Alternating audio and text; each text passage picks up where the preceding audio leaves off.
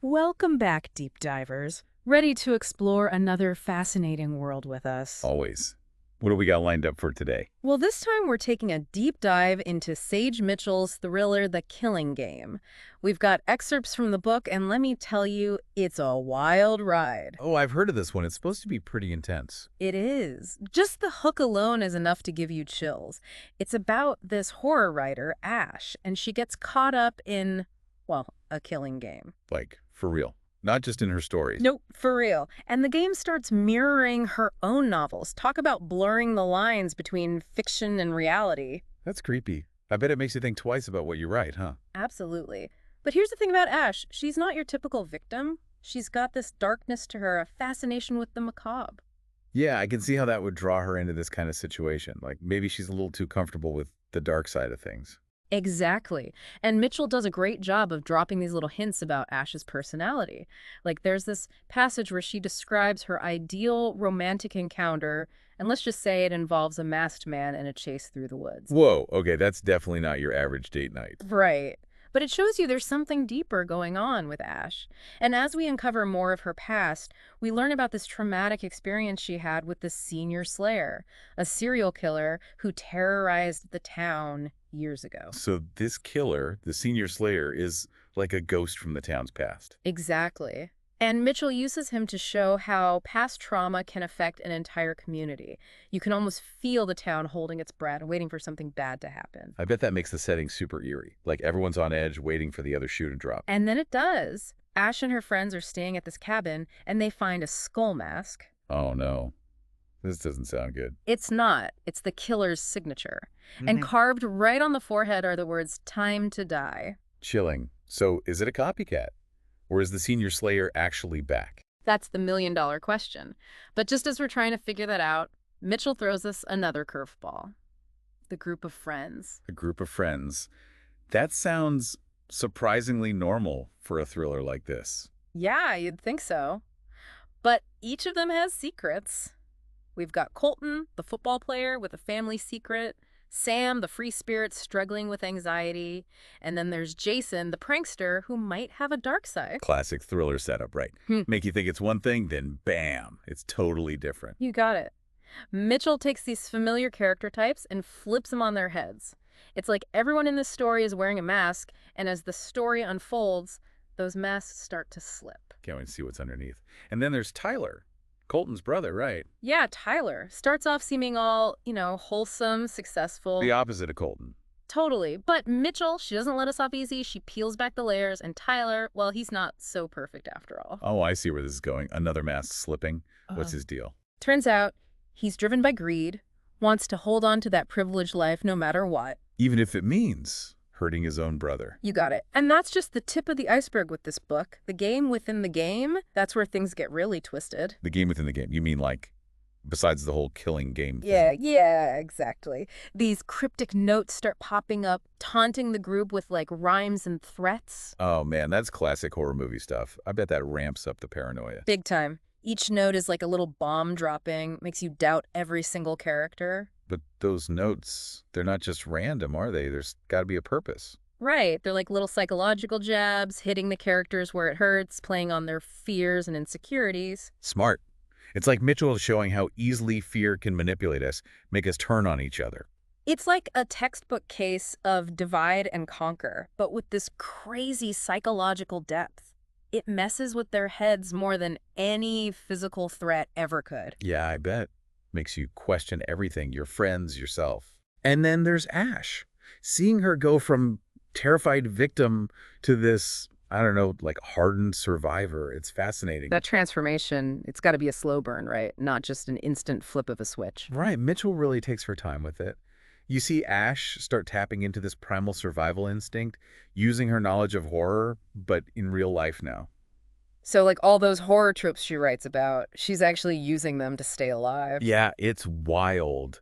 But that line gets even blurrier when she actually kills her attacker. There's this one line. She describes feeling a carnal smile. Intense. Talk about a disturbing detail, but does that mean she's enjoying it? Or is it just like pure relief? That's the question, right? It's like, how much darkness do you have to embrace to survive something like this? And what does that do to you? Heavy stuff. So we've got a killer on the loose, A group of friends with secrets, cryptic notes, and Ash is changing. Where does Mitchell even go from there? Oh, there's got to be a twist. And this one, I did not see it coming. Let me guess. Makes you question everything you thought you knew. Totally. The way Mitchell plays with your expectations, it's masterful. Makes you realize the real monsters, they're not always the ones hiding in the shadows. Sometimes they're the ones you least expect, right? Right. Like Jason, for example. Starts off all charming, goofy, the friend you'd want to have around. But he's not who he seems. That's 2 for 2 on the mask slipping. It's crazy. Looking back, there are all these little hints Mitchell drops about his true nature, things you don't even notice the first time around. Makes you want to go back and reread it. Like, how did I miss that? For sure. And that scene where he corners Ash in the kitchen makes that creepy comment about her smart mouth. Oh, man, that's got to be chilling knowing what we know now. Totally. And he manipulates her, preys on her fears, turns her love for horror against her. He's like the puppet master, enjoying watching everyone fall apart. Exactly. But it's not just him, remember. We've got this mysterious organization, the Order.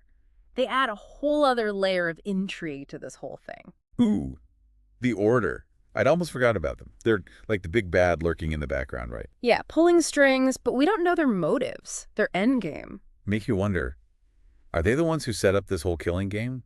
Or are they just taking advantage of it? Right. And remember how Jason mentions Ash breaking the rules years ago? Oh, yeah, when she killed Tristan. Yeah. It's like the Order, they have this messed up sense of, well, order, any deviation, and you're in trouble. So Ash defied them. No wonder they're after her. She's a loose cannon in their carefully controlled game. Exactly. But that defiance, it's also what makes her so compelling. She's not just a pawn, she fights back. Love that. So she survives the killing game. She faces down Jason. What happens next? Well, there's this brutal, heartbreaking confrontation with Jason. Don't tell me. He comes back to life. Well, no, but it forces Ash to confront the ugliness of violence, the toll it takes. And a year later, in the epilogue, she's still dealing with the fallout. PTSD, I bet. Nightmares, flashbacks. The whole 9 yards, it's like you survived the game, but the scars, they stay with you. And the fear that it's not really over. Man, that's rough. She went through so much. She did. But she's also incredibly strong, resilient. She's writing, connecting with readers, trying to build a life. That's good to hear. But, Mitchell wouldn't leave us hanging, would she? There's got to be something else. Oh, there is. At her book signing, this mysterious figure shows up, and they seem to know an awful lot about Ash's past. Uh-oh. That doesn't sound good. Sounds like trouble might be brewing again. Yeah. Yeah, so it's like, the end. For now. What does that even mean? Right. It's ominous, like a promise that the nightmare isn't truly over. I mean, it throws a wrench into Ash's attempt to, heal and move on, doesn't it? Just when you think it's safe to come out. And with the Order still out there, it's like, can she ever really escape their influence? Even if she outruns her own demons, are they just going to be waiting around the corner? It's like they're inescapable, They're always watching, always pulling the strings. Makes you wonder if anyone is really free. It really does. But what's their end game? What do they want? I mean, we get these glimpses, but... It's a puzzle with missing pieces, for sure. Yeah. We know they have rules. We know they crave control. And we know they targeted Ash for breaking those rules. Years ago. Like, she's being punished for something she did as a teenager. And it makes you think about those unspoken societal rules, like those expectations that control us, the consequences if we step out of line. You don't even realize how much they're holding you back until you try to break free. Exactly. And Ash, she's been defying them from the start, which makes her inspiring, but also it's kind of terrifying to see how far they'll go to punish her. I mean, she did kill one of them, right? Right. But is she even safe now? I mean, what if Jason's still alive? Wait, hold on, Jason. How could he? We saw him. I know, right? But think about it. The pineapple and spice, that weird way he used to call her my little bat, what if it's him pulling the strings? Okay, but we saw. I mean, did we see? I know, but this is Sage Mitchell we're talking about.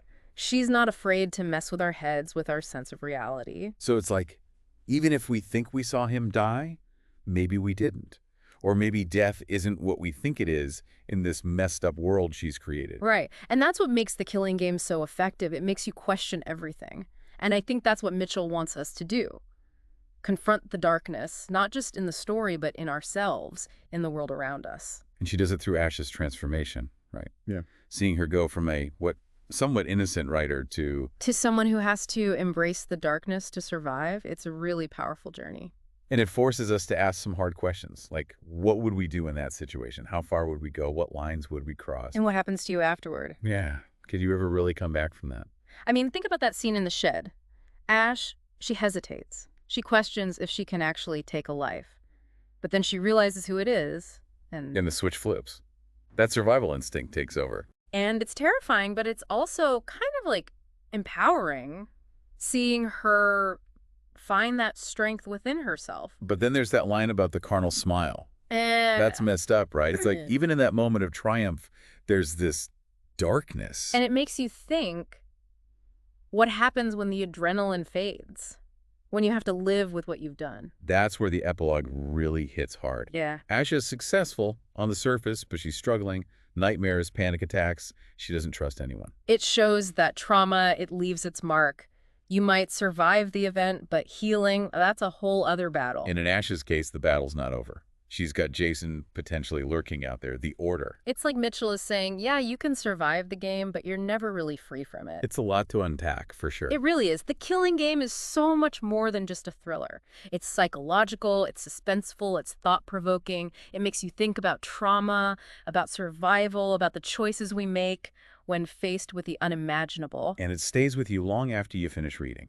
Absolutely. So if you're looking for a book that'll keep you up at night, a book that'll make you question everything, then check out The Killing Game. Just be warned, it's not a light read. It's an experience. Yeah, you're not just reading this book, you're living it. Thanks for taking this deep dive with us today. We'll be back next time with another fascinating topic. Until then, stay curious and keep exploring.